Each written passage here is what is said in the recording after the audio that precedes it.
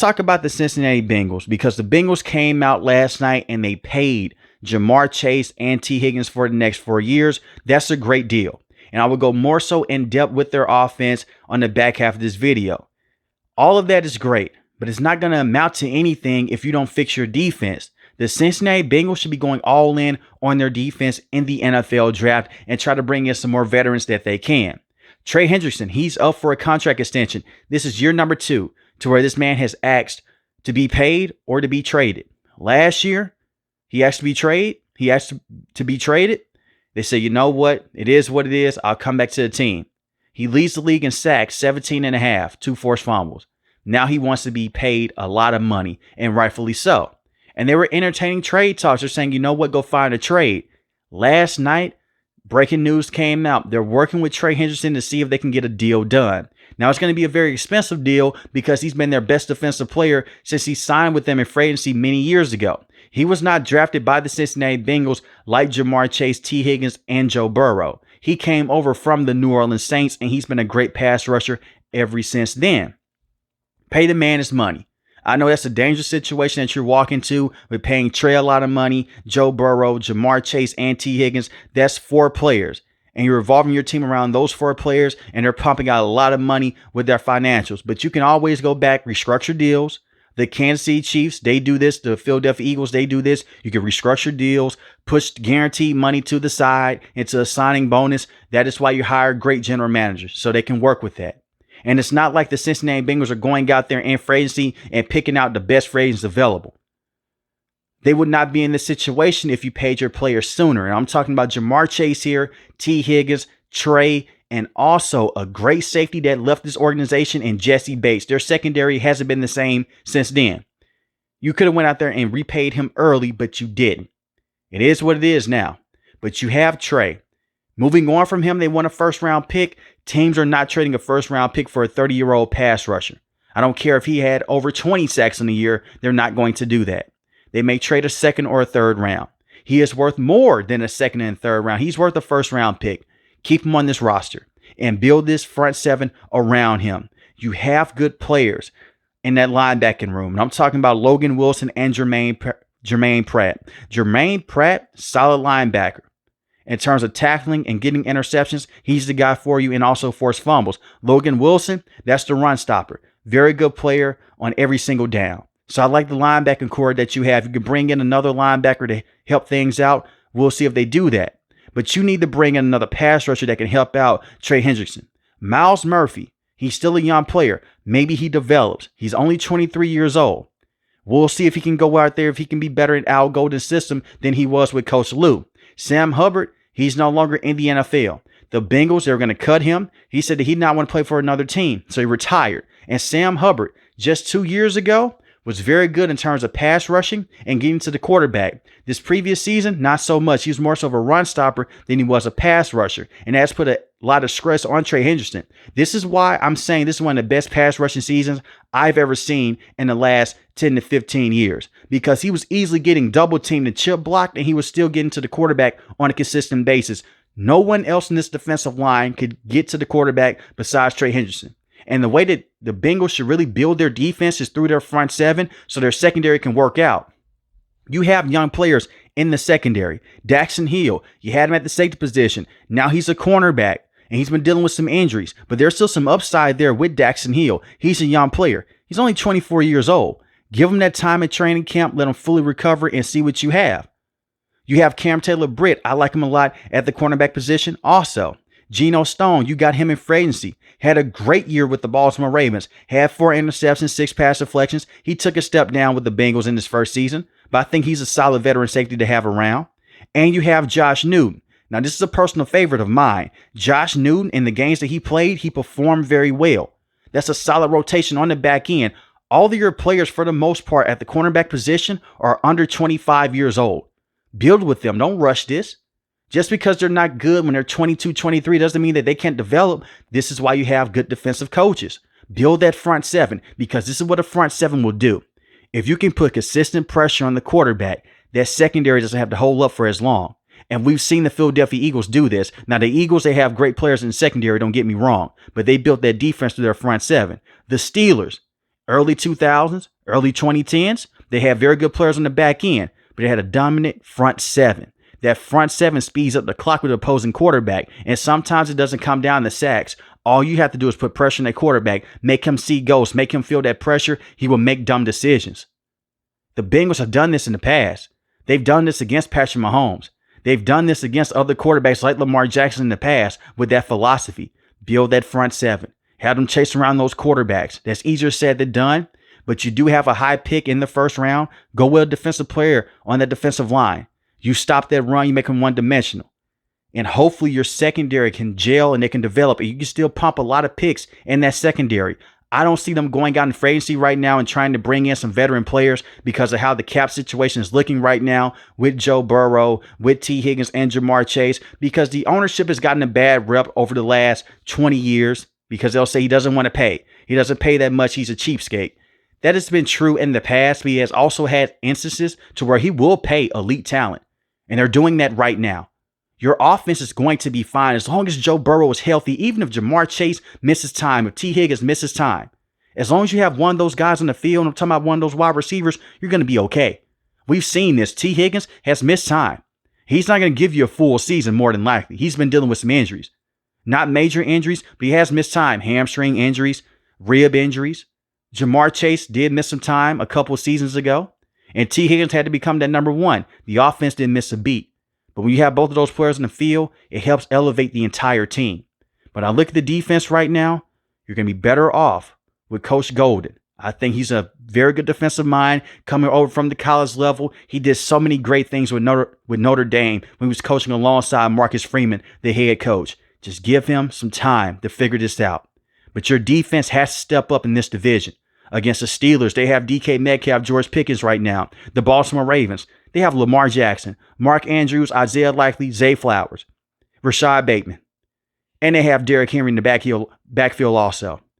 And you have the Cleveland Browns. They have Jerry Jeudy, David Njoku. So you have some star offensive players in this division. The defense doesn't have to be top 5 or top 10. They can be middle of the pack. Based off of what Joe Burrow did last season, you're going to be okay. Just invest some time and effort in this defense. And I look at Zach Taylor. Zach Taylor has been a solid head coach in my opinion. Went to the Super Bowl a couple years ago against the Los Angeles Rams. He's been a very successful head coach. Your team can't play down the competition early in the year. When they hit September, early on, those first 3 games, you need to win those first 3 games.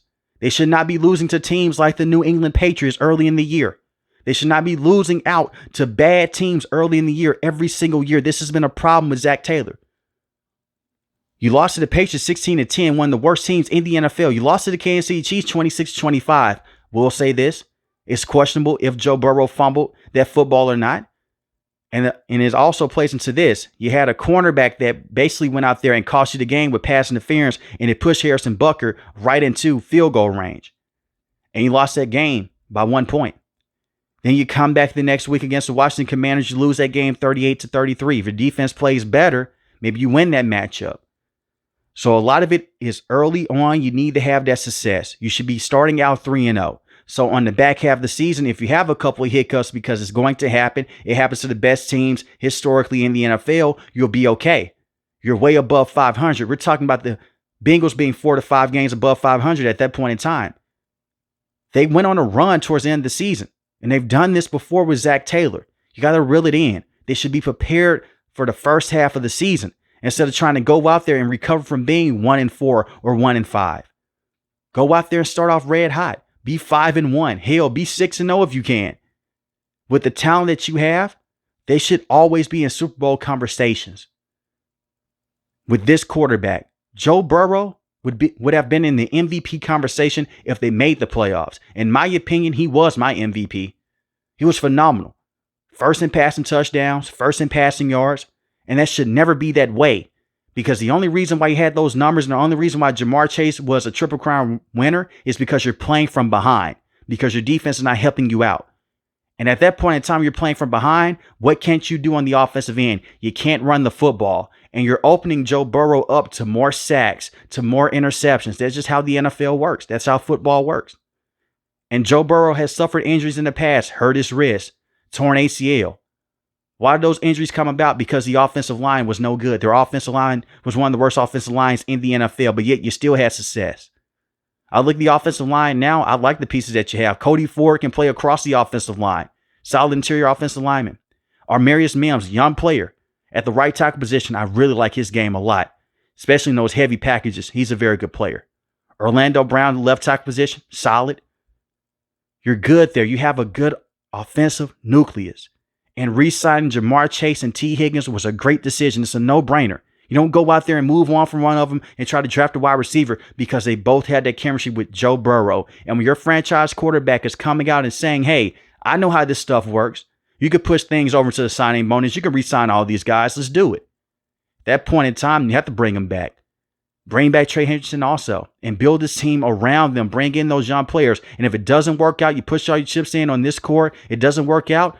Then you could trade T. Higgins for a second or a third round pick. Then you could possibly trade Jamar Chase for a first or a second round pick, which I don't think they're going to do because I believe the Cincinnati Bengals will be in the playoffs next season and they're going to be a Super Bowl contender next year. Their defense is going to take a major step up without Coach Lou, and I'm really not trying to dunk on Coach Lou that much. I know the talent wasn't the best, but man, some of those defensive play calls made zero sense. Look at what the Steelers did in the first matchup. Najee Harris is wide open in the middle of the field. You did not make adjustments until late in the fourth quarter. Late in the matchup is when you want to cover the middle of the field. And then you have George Pickens wide open on the outside. Sometimes it comes down to players not being good enough, but moments like that, your scheme is broken. And that starts with the defensive coordinator. And Joe Burrow, even though I said he was my MVP, he had a great season. He did have some costly turnovers against the Baltimore Ravens. He did have a fumble against the Steelers that went for a fumble for 6. But if the man is having interceptions and turnovers like that, and they're still in the matchup, and the opposing team is scoring over 40, it's not all on Joe Burrow. Let's just be honest here. Joe Burrow was not the main reason why they lost those football games, even with his turnovers. It's because the defense wasn't good enough. And interceptions and fumbles, they're going to happen. Just like big plays are going to happen on your defense. No team is perfect. No individual is perfect in the NFL. Everyone is playing at an elite level, it seems like, because you're going against elite talent. This isn't college football.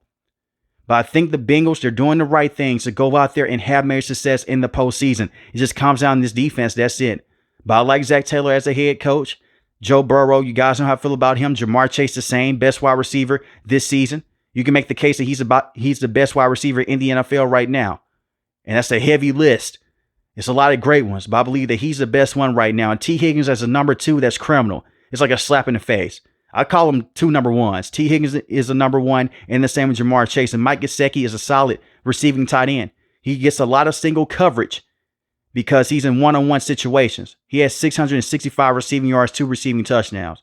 Solid tight end. You also have Yoshi Vash, very good number 3 wide receiver. 6 receiving touchdowns, had 480 receiving yards on the year. I look at Jermaine Burton. Jermaine Burton was supposed to step up and be this top wide receiver. That was not the case. He has a lot of things going on off the field. He needs to take care of his mental and get his life together off the field.